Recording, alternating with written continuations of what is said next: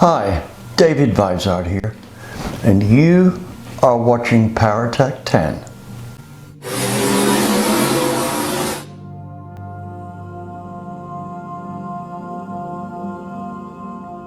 In this, episode 53, we're going to do a small block Chevy engine build, but one with a little difference in it. The goal here is multifaceted. Our intent started off with a request from Dart, and this is some years back now, just before I had my brain surgery. A request from Dart to do a test on their introductory 18-degree small block Chevy heads. Well, we had a big inch small block, or the parts for it, to be able to test these heads to see just what power capability they'd have for the street. So that's what we did. A 421-inch small block Chevy was built by Terry Walters and Jack Sain at Walters Engines. But there was a little more to this project than just assembling an engine and testing the Dart heads. We made a decision, mostly because of the time constraints involved, that this engine would be more or less an off-the-shelf build. This means that instead of massaging parts to get the maximum horsepower out of them and spending an inordinate amount of time, we're going to build this engine pretty much like you guys could build it at home. So what we did was take things pretty much out of the box. Now, machining, of course, you'd all get done outside, but things like matching the manifold, now you'd have to do that yourself, and little jobs like that, checking bearing clearances and such. So just good engine building practices and off-the-shelf parts. Another factor we're looking at here is to maximize the torque and maximize the RPM band, especially down toward the bottom end of the rev range. This is meant to be a pump gas street driver. Oh sure, we could have got more horsepower out of it, up the compression umpteen points, a bigger cam in it, and we'd probably see, I think my best guess is we'd clear 800 pretty easy.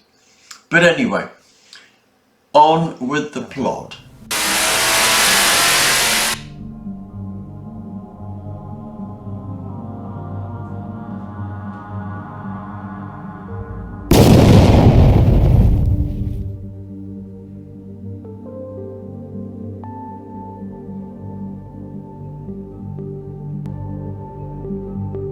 May seem like a tall order, just parts picking.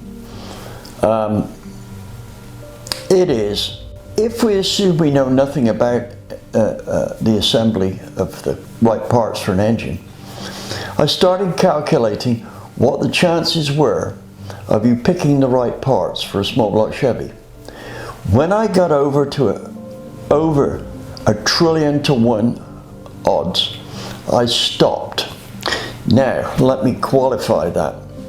That 1 trillion to 1 odds assumes you know nothing about engine components and that. I did a few estimates here and narrowed that down because all of us watching this channel know something about engines. Could be a lot, could be a little. And it reduced the odds by an enormous margin down to about 500,000 to 1. Ask yourself this: you've got a budget to build an engine. You want to be an assembler, not a builder. And let me just define the difference here. An assembler picks the parts, the best parts for the application they want, or the build for the application they want, that will go together without any additional machining or anything like that. In other words, it's an expensive component assembly job. The engine builder picks the parts that they can change to better fit the application they have. For instance, most race engine builders rarely build an engine out of a catalog. They get the best parts they can and then modify them to do what they're supposed to do, hopefully better. This second scenario was not our choice. In fact, out of the entire build, the only job that was done was to match the intake manifold to the heads. That's it. Everything else came out of the box and on.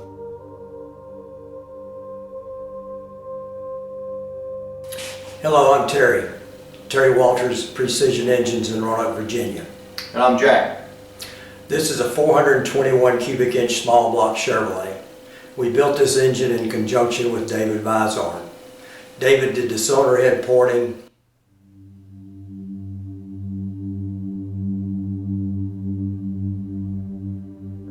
and designed the comp cam solid roller. We're using dark blocking heads and valve covers, Jessel shaft rockers and belt drive, Moroso external oil pump, oil pan, and water pump, MSD crank trigger and distributor, an AED 1000 CFM carburetor. We're at 12-to-1 compression ratio and we're well over 700 horsepower at this point. Get ready. And also, with over 8,000 dyno pulls over the years, we still burn our arms, our hands, and our shirts. So don't do this at home. So we have a quick description of the engine from Terry. So let's make a start in a more detailed one with the cylinder heads. These were from Dart, and they can be best described as their entry-level cylinder heads. They appear to be a pretty good bargain for the money, and I think the first thing I should do here is to show you a flow test comparison between the Dart heads, a Pro 1 ported head, and the 18-degree heads. And let's see exactly what we're getting here. Now, the ported Dart heads were really not much more than a scientific cleanup. So that would have been pretty easy to do. Maybe I should detail that in another video. But they made great horsepower and torque. So you should know that they were a very successful cylinder head. On 383s, street ones, we consistently passed the 610 horsepower, and I think the best torque we saw was a 10.8-to-1 motor, which was 538 foot-pounds. That is a lot of foot-pounds. I've seen guys with 468 big blocks that didn't make that kind of foot-pounds, right? And that's with 70 cubes more. Anyway, let's take a look at those flow figures.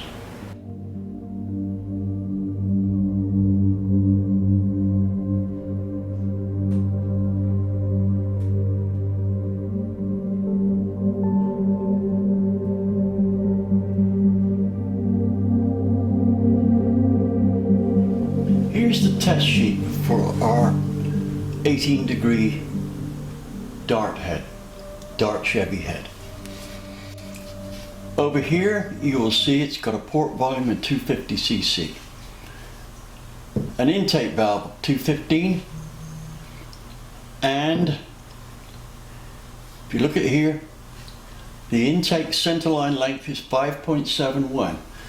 Now this big port volume might look like too much of a port volume, but remember, we are talking about a port here which is nearly 3/4 of an inch longer than a 23-degree head.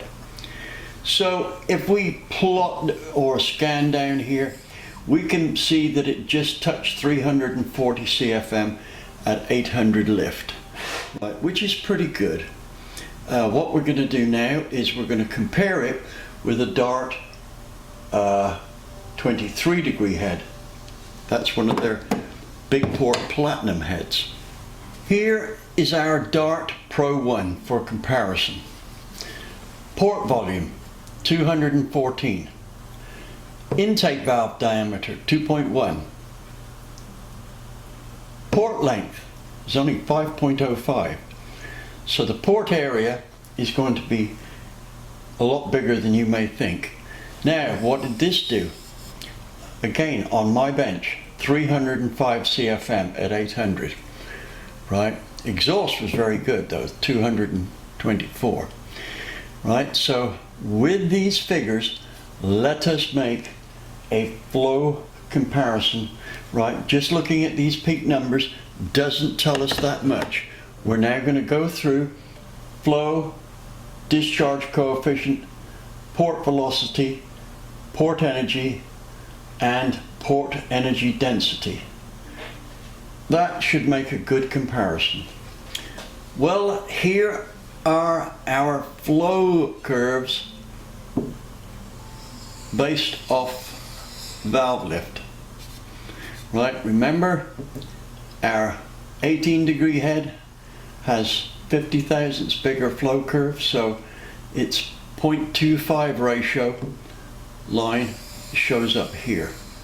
Right, as you can see, it flows quite a bit more, and the Dart Pro 1 did very well. Right, on the exhaust, it lost out a bit here, but it sure gained a lot there. Now let's take a look at the discharge coefficient. Here we see that the 18-degree Dart head had a handsome advantage over the 23-degree one. Right, you will see that it was better. This is seats here, which indicates Dart is doing some pretty good seats. This is down through the port area here. This is what it represents, and obviously that 18-degree port with a better angle to the valve shows up better, and it does well here.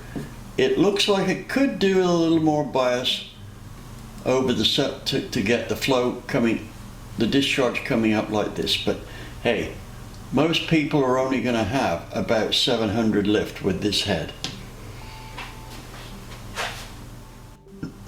Here is a very telling graph. Port velocity. You will see that the 18-degree head actually has a slight advantage in spite of that much bigger port, which is compensated for by the longer length, over the 23-degree Dart. Right? As for exhaust, the 23-degree one does better up until about 450, and then it pretty much catches up. So port velocity better on the intake, slightly worse on the exhaust. Now we're starting to get to more of the nitty-gritty of this Dart head's potential. We're looking at port energy. Here is the 23-degree head, which I might add is above average. Here is the 18-degree head. Right? This is a very good increase, and it shows that this head will give very good cylinder ramming. This kind of flow curve and energy here kind of begs for the use of a tunnel ram manifold rather than a single 4-barrel, but hey, that's another subject. Here's the exhaust port energy. Again, we can see not quite as good as a 23-degree Dart head down here, but by the time it gets to about 400 lift, no, 300, it just takes off, and it's in a field of its own. Study those flow figures for a while and compare them with Darts, and you'll realize that at least on the 18-degree one, there's a considerable difference between what Dart quote for peak flow and what I see on my flow bench. Not uncommon. However, it does seem to be a bit uncommon for Dart. I have not seen this big a difference between their flow numbers and mine ever before, right? I'm pretty sure mine are right. I calibrated the bench literally a half an hour before I did those flow figures. Maybe it's a misprint. Now, to give you a good reference point here, I quickly checked what they quote for the 23 degree head. Well, they quote 5 CFM more than I do on the intake, like 309 as opposed to 305. And on the exhaust, it's exactly the same, 226 CFM. Now, I suspect that the 23 degree head is probably right, because that's a bit close to be accidental. But I'm just wondering about the 18 degree heads. 340 is a very respectable number for a cylinder head of this type and at this cost. If you want to spend a lot more money and get some more sophisticated stuff, then it's out there. However, there's a lot of cylinder heads out there that don't flow any more than the Dart one. If you want to be sure you get the ultimate in 18 degree heads, like the ones Richard Petty used when he was racing NASCAR and the rules stipulated the use of the 18 degree head, then you need to go to Ultra Pro Machine and talk to Don Lucito. He is one of the nation's great cylinder head porters that you never get to hear about. One day I think I'll do a video just on him, but he's got heads that I've flow tested on my bench that flow top side of 390. That's pretty damn good.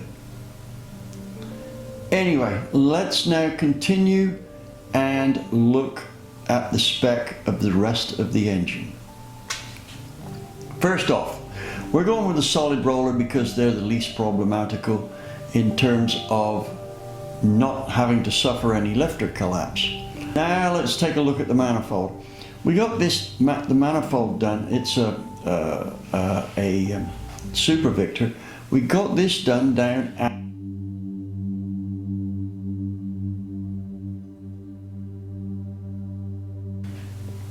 I asked them not to polish the floor and the walls of the ports, and just to either heavily shot blast them or do a cuttered finish.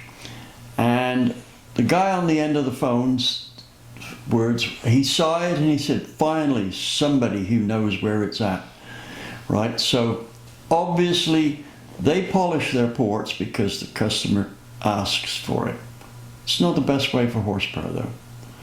Right, now we do know that this is going to need a spacer, and I think we found the 4-hole spacer to be best. Carburetor, we used a Holley HP prepped by AED, and that flowed, it's about right on 1000 CFM. The camshaft, I'll put the details across there. They'll go across the bottom either that way or that way. I can't remember which. I'm in a mirror image at the moment. Now for the ignition. We wanted to do some testing to see if just a plain ordinary plain Jane ignition system would produce any more power than a more sophisticated one. So we decided to go with a crank trigger MSD system.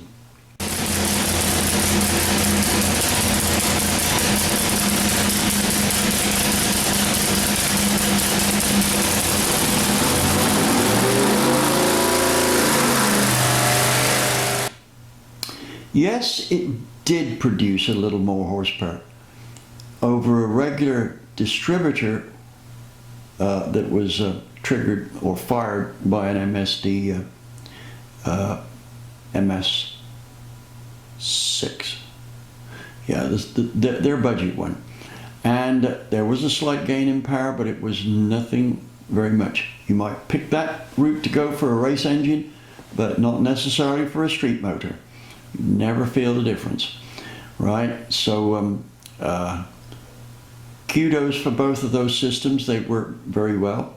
We also went pretty sophisticated on our lubrication system with a Moroso external oil pump so that we could use a full recovery pouch on the side of the pan and not one that had to be cut short because of the pump location. Again, it looks like it was a bit more power, but it was nothing to write home about. If you were building a race engine, yes, that might be the way to go if the budget was not of any consequence. But again, with the latest milling pump, the helical one, you can get very good results without resorting to a very expensive external pump. I like the pump because it looks fancy, but you know, would I buy one? Well, yes, if I had the budget. I wouldn't need to win the lottery for it. But so there was lots of other things in there that added to the cost of the build, but we found out what worked and what didn't. So now let's go back and look at our dyno tests and see how they worked out.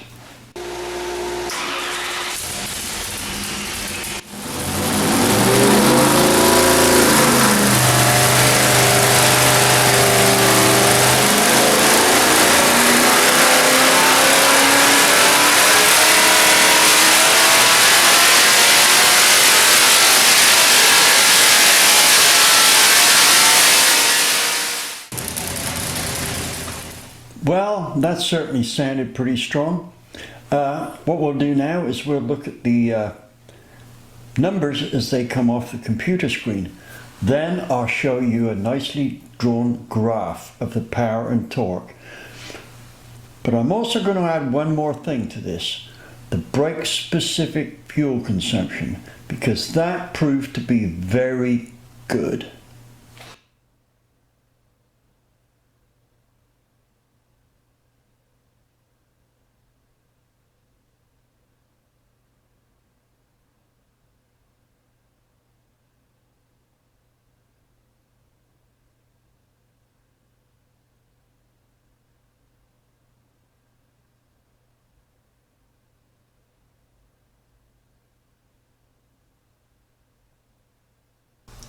$7,100, 742.7 horsepower. Now that's a good bragging number there, but there's other good numbers that you can see. This number should be what you're bragging about, 617.7 foot-pounds. That is a very stout number for a motor that can be driven on the street. Here's the torque and horsepower of our 421 small block Chevy project engine. Horsepower, not too far off 750. Torque, peak 617.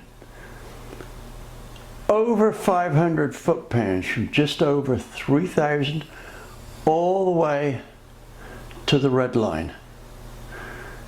Want an engine like this? That's the place you call. I think this proves here that it is possible to bolt together a high output engine. Well, that about wraps it up for this edition of PowerTec 10. Hope you enjoyed the content. I hope I demonstrated that you can bolt an engine together with some pretty horrendous horsepower. And we're not limited to doing this on Chevrolet. We can do it with Ford as well, and big blocks, be they Ford or Chevrolet. It's just a question of knowing what to do. Now, please, if you like this video, don't forget to like, subscribe, notify, and comment. That would be great for us, and it will allow us to do a better job for you, especially from your comments. Thank you for watching.